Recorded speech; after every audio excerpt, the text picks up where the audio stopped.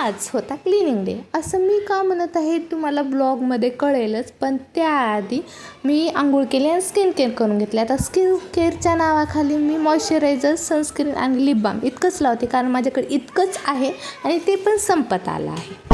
त्यानंतर मी शाबू भिजवायला ठेवले, कारण आज होता गुरुवार आणि यांचा असतो उपवास, त्यामुळे सगळं साफसफाई करावी लागते. त्यामुळे आधी फरशी पुसून घेतली आणि लगेच यांना खायचे होते वडे आणि त्याचीच तयारी करून घेतली. त्यासाठी मी आधी शेंगदाणे भाजून घेतले आणि लगेच वडे पण करून घेतले. वडे झाल्यानंतर खाऊन घेतले आणि खाल्ल्यानंतर पोट भरलं नव्हतं, म्हणून लगेच इथे पपई कट करायला घेतली आणि पपई कट करताना चाकू नव्हता म्हणून चमचेचा वापर केला.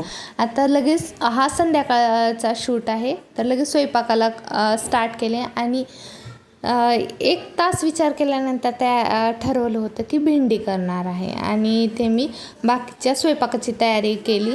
आणि स्वयंपाक करताना असं भूक लागली की मध्ये मध्ये चरायचं असतं, म्हणून इथं मी बदाम खात होते आणि स्वयंपाकात केली होती भेंडी, चपाती, भात, वरण, खीर आणि शिरा. चला आम्ही हे खातो, तोपर्यंत आपण भेटूया उद्याच्या व्लॉग.